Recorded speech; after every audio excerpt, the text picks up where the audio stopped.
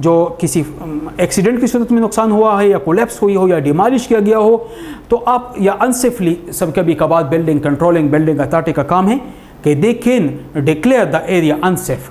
जब वो unsafe declare कर ले तो उसको डिमोलिश किया जाता है। तो इसके लिए हमारे पास क्या होते हैं, म्युनिसिपल कौंसल होते हैं या पंचायत होती हैं, और the necessary certificate has been given by the said आपके म्युनिसिपल कौंसल से तो प्रोविजन इन दिस रेगुलेशंस, और दे आर रिस्पॉन्सिबल, उनकी रिस्पॉन्सिबिलिटी होती हैं, और देखें और वो लोग जो है वो फिर आपको बता सकते हैं या वो लोग जो है वो फिर इस हवाले से आपकी मदद कर सकते हैं कि किस तरीके से जो है आप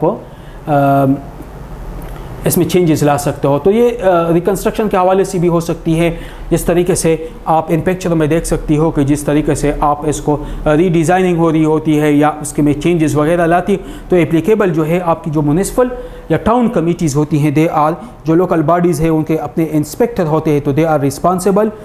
अच्छा, अगर कन्फ्लिक्ट आ जाए इन प्रोविजंस में, कभी कभार कन्फ्लिक्ट भी आ सकते हैं, एनी ओवरलैपिंग आ जाए प्रोविजन और एनी कन्फ्लिक्ट हो between the existing provision and provision in the development control authority, तो फिर उसके लिए आपको क्या करना चाहिए, आपको जो कंसर्न्ड लोकल बॉडीज़ के इदारे हैं उन बॉडी के इदारों से आपको करना चाहिए, और बॉडी के इदारे जो है दे आर रिस्पॉन्सिबल होते हैं।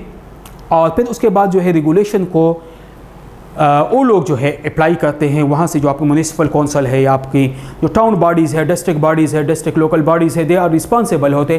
तो एप्लीकेबिलिटी ऑफ रेगुलेशन ये है कि जब आप समंदर के किनारे पे होते हैं तो फिर उसी तरीके से आप मुख्तलिफ़ किस्म के आप बनाते हैं लाज कि यहाँ तक आप आबादी कर सकते हो, इस लेवल तक आप बना सकते हो और इस लेवल से ज़्यादा तक आप इनको नहीं कर सकते हो। तो बिल्डिंग रेगुलेशन जो है बहुत ज़्यादा ज़रूरी है, और जब इसमें सेटबैक्स हो तो उनको भी आपने प्रॉपर्ली जो है फॉलो करना है। मिसाल मिनिमम जो डिस्टेंस है बिटवीन इंडिविजुअल बिल्डिंग शुड भी कंट्रोल होना चाहिए कि एक बिल्डिंग और दूसरे बिल्डिंग के दरमियान जो नंबर्स है, जो स्पेस है, उसकी कंट्रोल बहुत ज़रूरी है।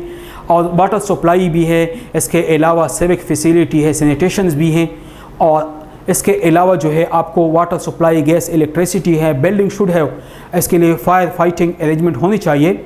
अगर उनकी हाइट 69 फीट से हाइट पे हो तो फायर फाइटिंग का होनी चाहिए ताकि in case of human disaster आप उसको फेस कर सकें।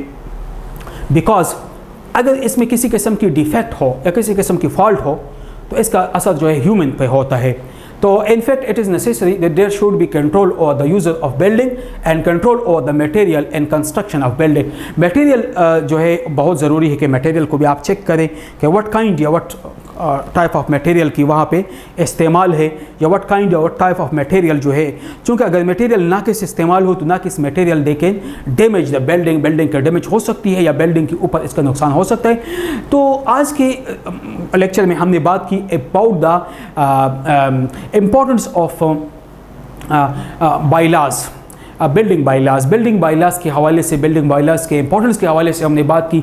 How we can ensure the building bylaws को हम इंश्योर कर सकते हैं, किस तरीके से इसके बिल्डिंग को बायलाज को हम कंस्ट्रक्शन को किस तरीके से इम्प्रूव कर सकते हैं। उम्मीद है ये लेक्चर आपको पसंद आए होगा। If you have any question then you can ask, feel free, you can ask. Thank you. अल्लाह हाफिज़।